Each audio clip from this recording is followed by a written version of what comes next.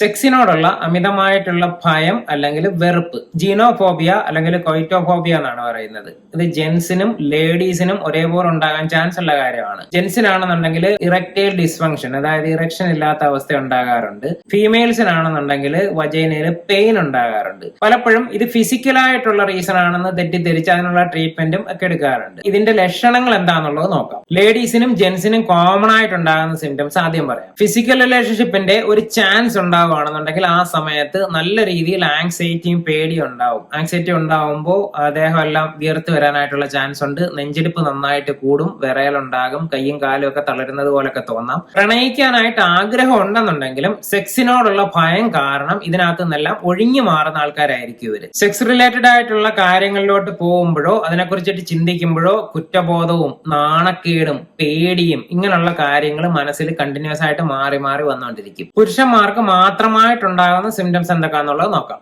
Erection problem, ഉദ്ധാരണക്കുറവ് ഉണ്ടാവും. ലൈംഗിക ബന്ധത്തിനോടൊക്കെ approach ചെയ്യുന്ന സമയത്തോ അതിനെക്കുറിച്ചിട്ട് പ്ലാൻ ചെയ്യുന്ന സമയത്തോ ഒക്കെ ഉദ്ധാരണം പെട്ടെന്ന് നഷ്ടപ്പെടും. അതുകൊണ്ടിട്ട് തന്നെ ലൈംഗിക ബന്ധത്തിൽ ഏർപ്പെടാൻ സാധിക്കത്തില്ല. ഇന്റിമേറ്റ് ആകാൻ സാധ്യതയുള്ള സന്ദർഭങ്ങൾ മാക്സിമം ഒഴിവാക്കും. വേറെ എന്തെങ്കിലുമൊക്കെ കാരണങ്ങൾ പറഞ്ഞിട്ടായിരിക്കും ഒഴിവാക്കുന്നതെന്ന് പറയുന്നത്. ഈ ആൾക്കാർ ചിലപ്പോൾ വർക്കിന്റെ അടുത്ത് ജോലി ചെയ്യുന്നതിന് കൂടുതൽ ഇമ്പോർട്ടൻസ് കൊടുക്കുന്നതായിട്ട് കാണാറുണ്ട്. ഇന്റിമേറ്റ് റിലേഷൻഷിപ്പിൽ നിന്ന് എസ്കേപ്പ് ആകാൻ വേണ്ടിയിട്ടാണ് കൂടുതൽ ജോലിയിലിരിക്കുന്നത്. ഓഫീസ് ജോലി എല്ലാം കഴിഞ്ഞ് വീട്ടിൽ വരുന്നു. വീട്ടിൽ വന്നു കഴിഞ്ഞാലും ചില ആൾക്കാരാണെന്നുണ്ടെങ്കിൽ വർക്ക് ഉണ്ട് എന്നും പറഞ്ഞിട്ട് കമ്പ്യൂട്ടർ നോക്കിയിരിക്കുക, ലാപ്ടോപ്പിൽ നോക്കിയിരിക്കുകയൊക്കെ ചെയ്യത്തില്ലേ. മടി കാണിച്ചിട്ട് വൈഫൊക്കെ ഉറങ്ങിയതിന് ശേഷമായിരിക്കും ചിലപ്പോൾ റൂമിൽ എത്തുന്നതെന്ന് പറയുന്നത്. ഇത് പല കാരണങ്ങൾ കൊണ്ടിട്ടും ഉണ്ടാകാം. എന്നാലും ഈ ഒരു പ്രശ്നത്തിലും ഇതിനുള്ള സാധ്യതയുണ്ട്. ഫിയർ ഓഫ് പെർഫോമൻസ്, പാർട്ട്ണറിനെ തൃപ്തിപ്പെടുത്താൻ കഴിയുമോ, നന്നായിട്ട് പെർഫോം ചെയ്യാൻ കഴിയുമോ എന്നുള്ള ഒരു ആങ്സൈറ്റി കാരണം ഒരുപാട് പേർക്ക് ഇറക്ഷൻ ഒക്കെ ഇല്ലാതായി പോകുന്ന പ്രോബ്ലം ഉണ്ട്. ഇത് കൂടുതലായിട്ടുണ്ടാവുന്നതെന്ന് പറയുന്നത് ജെൻസിനാണ്. അവരുടെ മനസ്സിൽ ഈ പെർഫോമൻസിനെ കുറിച്ചിട്ട് ഒരു പിക്ചർ ഉണ്ടായിരിക്കും. അപ്പൊ അതേപോലെ തൃപ്തിപ്പെടുത്താൻ സാധിച്ചില്ല എന്നുണ്ടെങ്കിൽ പാർട്ട്ണർ നമ്മളെ ഇട്ടിട്ട് പോവുമോ, നമ്മളെ വെറുത്തിട്ട് പോവുമോ എന്നുള്ള ഒരു ചിന്തയൊക്കെ കൂടുതലായിട്ട് വരുന്നത് കാരണം ഇവർക്ക് ലൈംഗിക ബന്ധം എന്ന് പറയുന്നത് എപ്പോഴും അവോയ്ഡ് ചെയ്യാൻ തോന്നുന്ന ഒരു കാര്യമായിരിക്കും. കാരണം അതിനെ ഫേസ് ചെയ്യുകയാണെന്നുണ്ടെങ്കിൽ ലൈംഗിക ബന്ധം ഉണ്ടായി പെർഫോമൻസ് അവർ ആഗ്രഹിക്കുന്നതിനെക്കാട്ടിൽ ലോ ആണെന്നുണ്ടെങ്കിൽ ഇവരെ തോറ്റുപോകുന്ന ഒരു ഫീലാണ് ഇവിടെ ഉണ്ടാവുന്നത്. ലൈംഗിക ബന്ധത്തിൽ ഏർപ്പെട്ട് കഴിഞ്ഞാൽ പാർട്ട്ണറെ ഞാൻ ഉപദ്രവിക്കുവാണോ, അവർക്ക് നെഗറ്റീവായിട്ട് ഫീൽ ചെയ്യുമോ എന്ന് ചിന്തിക്കുന്ന ആൾക്കാരും ഉണ്ട്. സ്വന്തം ശരീരത്തിനോടുള്ള ആത്മവിശ്വാസക്കുറവ്, പാർട്ട്ണറിന്റെ മുമ്പിൽ പോലും ഒന്ന് ന്യൂഡ് ആവുന്നതിനുള്ള നാണക്കേട്, ഇതൊക്കെ ഈ ആൾക്കാരിൽ കാണാറുണ്ട്. സെക്സ് റിലേറ്റഡ് ആയിട്ടുള്ള ടോപ്പിക്സ് പാർട്ട്ണർ സംസാരിച്ചു കഴിഞ്ഞാൽ പെട്ടെന്ന് ടോപ്പിക് ഡൈവേർട്ട് ചെയ്യുകയും അവരുടെ അടുത്ത് ദേഷ്യപ്പെടുകയൊക്കെ ചെയ്യാറുണ്ട്. ലേഡീസിന് യുണീക്ക് ആയിട്ടുള്ള സിംറ്റംസ് എന്നൊക്കെയാണെന്നുള്ളത് നോക്കാം. ലൈംഗിക ബന്ധത്തിന്റെ സമയത്ത് വജൈനയിൽ ഉണ്ടാകുന്ന ടൈറ്റ്നസും പെയിനും, ഇത് കൂടാതെ വജൈന നല്ല ഡ്രൈ ആയിരിക്കും. അതുകൊണ്ടിട്ട് തന്നെ പെനട്രേഷൻ നല്ല പെയിൻഫുൾ ആയിട്ടായിരിക്കും ഈ ആൾക്കാർക്ക് അനുഭവപ്പെടുന്നത്. പാർട്ട്ണറിന്റെ അടുത്തുള്ള ഐ കോണ്ടാക്ട്, അവരുടെ ടച്ച്, ഇതെല്ലാം അവോയ്ഡ് ചെയ്യാനായിട്ട് ശ്രമിക്കാറുണ്ട്. സ്വന്തം ശരീരത്തിനെ കുറിച്ചിട്ടും ലൈംഗികതയെ കുറിച്ചിട്ടും ഗിൽറ്റും ഷെയിമും ഉണ്ടായിരിക്കും. എന്നെ കൊള്ളില്ല, ഇതൊക്കെ തെറ്റാണ് എന്നുള്ള ധാരണയാണ് സെക്സിനെ കുറിച്ചിട്ടുള്ളത്. സബ്മിസീവ് ആയിരിക്കും. ലൈംഗിക ബന്ധത്തിനൊക്കെ തയ്യാറായി കൊടുക്കാനായിട്ട് ചാൻസ് ഉണ്ട്. പക്ഷെ അത് വേദനയൊക്കെ സഹിച്ച് എന്തിനൊക്കെയോ വേണ്ടിയിട്ടായിരിക്കും. ഓരോ തവണയും ലൈംഗിക ബന്ധത്തിൽ ഏർപ്പെടുന്നതനുസരിച്ചിട്ട് ട്രോമ കൂടിക്കൂടി വരും. ഇവര് ഡിപ്രഷനിലോട്ട് പോകാനുള്ള ചാൻസ് നല്ല കൂടുതലാണ്. ഒരു വ്യക്തിക്ക് ജീനോഫോബിയ ഉണ്ടാകാനായിട്ട് പല റീസൺസ് ഉണ്ട്. അതിൽ ഏറ്റവും മെയിൻ ആയിട്ടുള്ളതെന്ന് പറയുന്നത് ചൈൽഡ്ഹുഡ് ട്രോമയാണ്. ഇത് പുരുഷന്മാർക്കും സ്ത്രീകൾക്കും ഉണ്ടാകാൻ ചാൻസ് ഉള്ള കാര്യമാണ്. സ്ത്രീകൾക്കാവുമ്പോൾ ഏതെങ്കിലും കുട്ടിക്കാലത്തൊക്കെ അബ്യൂസ് ഒക്കെ നേരിട്ടിട്ടുണ്ടെന്നുണ്ടെങ്കിൽ ആ സമയത്ത് തീർച്ചയായിട്ടും പെയിൻ ആയിരിക്കും ഒരു പക്ഷെ ഉണ്ടായേക്കുന്നത്.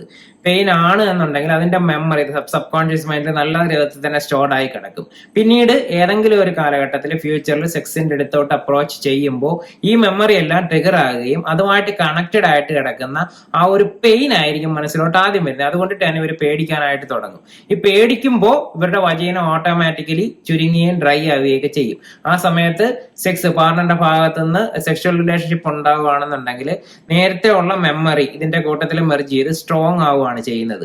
പിന്നീട് ആ വ്യക്തിയുമായിട്ടുള്ള ലൈംഗിക ബന്ധത്തിലും ഇതേ പെയിനൊക്കെ ഇവർക്ക് അനുഭവിച്ചു പോകേണ്ടതായിട്ട് വരും. റിലീജിയസ് ആയിട്ടുള്ള വിശ്വാസങ്ങൾ സ്ട്രോങ് ആയിട്ടുള്ള പലർക്കും ഈ ജീനോഫോബിയ ഉണ്ടാകാനുള്ള ചാൻസ് ഉണ്ട്. കാരണം പല മതങ്ങളും വിഭാഗങ്ങളും ഒക്കെ പഠിപ്പിക്കുന്നത് തെറ്റായിട്ടുള്ള ഒരു കാര്യമാണെന്നുള്ളതാണല്ലോ. അപ്പൊ ആ ഒരു മെമ്മറി ഇങ്ങനെ മൈൻഡ് ഇങ്ങനെ കിടക്കും. ഏതെങ്കിലും ഒരു സമയത്ത് ലൈംഗിക ബന്ധത്തിന്റെ അപ്രോച്ച് ഉണ്ടാകുമ്പോൾ ഈ ഗിൽറ്റ് ഫീൽ ആയിരിക്കും ഏറ്റവും സ്ട്രൈക്ക് ചെയ്ത് വരുന്നത്.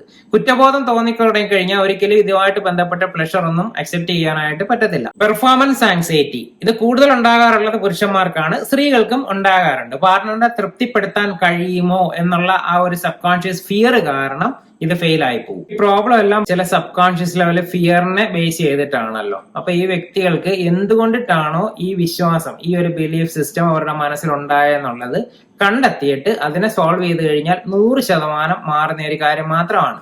ഇത് മാറ്റാനായിട്ട് പാർട്ട്നേഴ്സിന്റെ രണ്ടുപേരുടെയും സപ്പോർട്ട് ആവശ്യമായിട്ടുണ്ട്.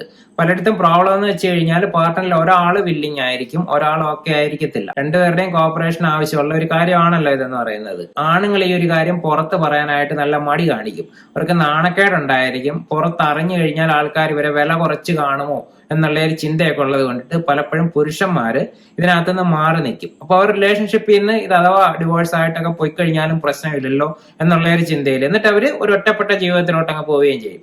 ഒരിക്കലും ഹാപ്പിനെസ് അറിയാൻ പറ്റാത്ത ഒരു അവസ്ഥയിലായിരിക്കും. കോൺഫിഡൻസ് എന്ന് പറയുന്നത് ഭയങ്കര ലോ ലെവലായിരിക്കും. പ്ലഷർ കിട്ടുന്നതിനകത്ത് ഒരു ഭാഗം എന്ന് പറയുന്നത് സെക്ഷൽ റിലേഷൻഷിപ്പ് തന്നെയാണ്. അതിനെ തെറ്റായിട്ടുള്ള രീതിയിൽ വ്യാഖ്യാനിച്ചേക്കുവാണ് സൊസൈറ്റി. അപ്പോ അതിനെ നോക്കി പോകേണ്ട കാര്യമില്ല. ഇത് ഒരാളുടെ മാത്രം വിഷയമൊന്നുമല്ല, ഒരുപാട് പേര് ഈ സാഹചര്യത്തിൽ കൂടെ മുന്നോട്ട് പോകുന്നവരുണ്ട്. അത് ഓപ്പൺ ആയിട്ട് വന്ന് പറഞ്ഞ് പരിഹരിക്കാൻ നോക്കുന്നവർ എണ്ണം കുറവാന്നുള്ളതേ ഉള്ളൂ. അത് പുരുഷനായിക്കോട്ടെ സ്ത്രീ ആയിക്കോട്ടെ, പരിഹരിക്കാനായിട്ട് ആഗ്രഹമുള്ളവർക്ക് തീർച്ചയായിട്ടും വളരെ ചുരുങ്ങിയ ദിവസം കൊണ്ടിട്ട് ഓക്കെ ആവുന്ന ഒരു കാര്യം മാത്രമാണ്.